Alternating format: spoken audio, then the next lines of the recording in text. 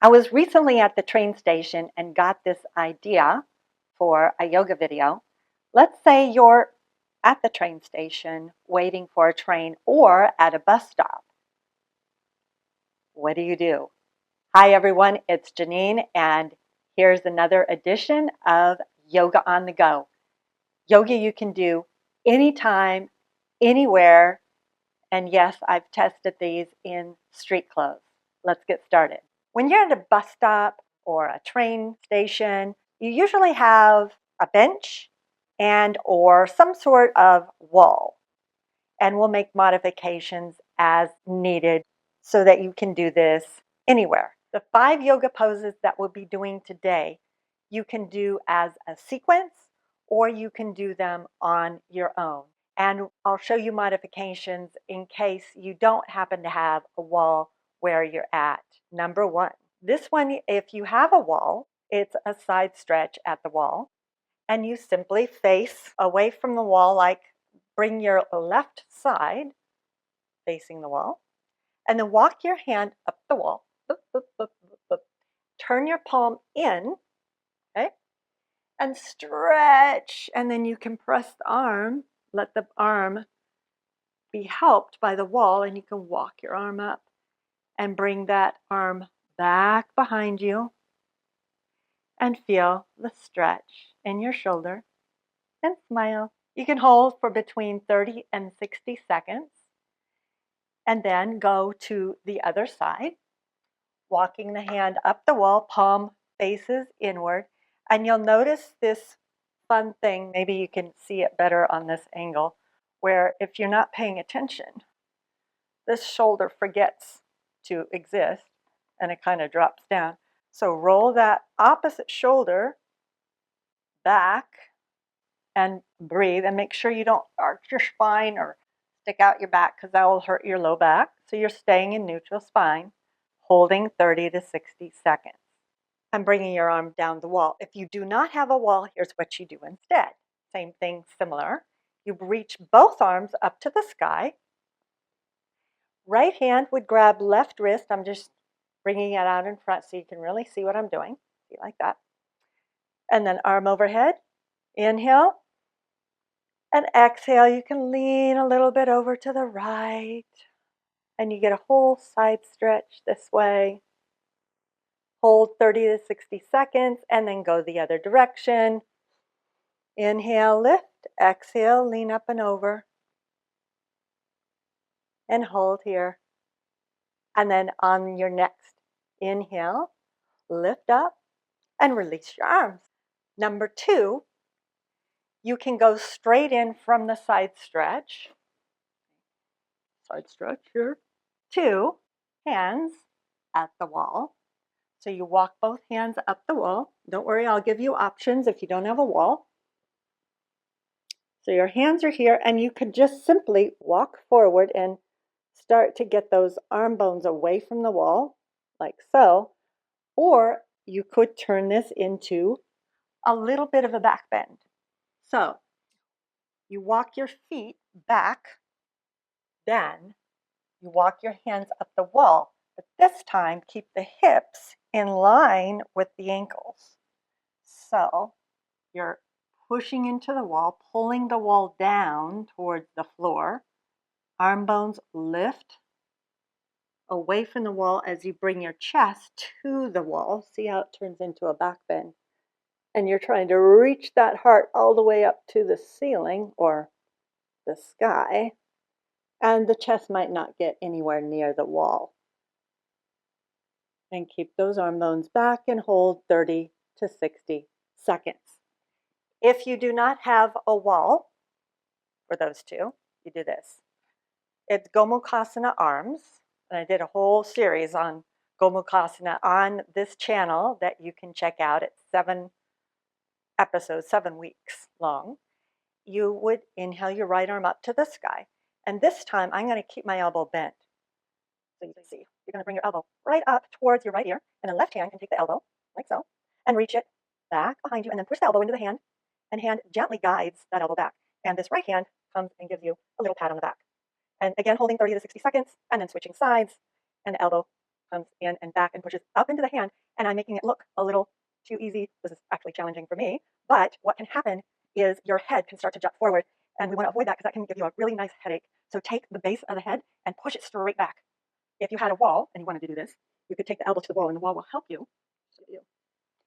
you get that elbow up and back a little better, and then you turn your ribs towards the wall. Whatever you're doing, your elbow might not be here. It might be like more like this or something. Just make sure that your head is still on straight as you're doing it. And then number 3, I'll show you how you would link this number 2 to number 3. If your arms are up the wall like this, then you're going to bring your hands down the wall until your elbows are in line with your shoulders right here. And this one, you can do a few things, but what we're going to do here is imagine we're in forearm plank.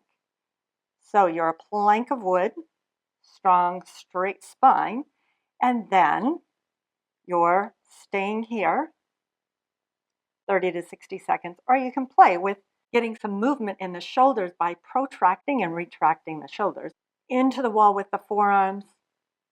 Let the shoulders roll forward into that protraction, and then retract the shoulders. Heads and arm bones come back, and then again push and back. And you can do 5 to 10 reps just like that. Let's say that you do not have that option because there's no wall, right? You want to make sure that you're not invading someone else's space when you're doing that. You could bring your arms out in front of you, okay? And inhale, exhale, let the shoulders roll forward, and then bring them back, just like that. So you don't need a wall, right? You might find it easier. You can do the same thing on the floor when you get home. That makes it harder when you put your hands on the floor. A lot of times people have trouble getting movement in the shoulders if you're super stiff there. So this might be a better option. And the other thing to remember, keep the tops of the shoulders down in line. Don't let them, they'll start to want to creep up when you start to get tired. Things to look out for, and that will hurt your neck, and then you'll just be like, yoga's not for me. So we don't want to do that. Again, 5 to 10 like that. And then numbers 4 and 5 will be sitting down on your bench, whatever is like a bench, demonstrating with a chair.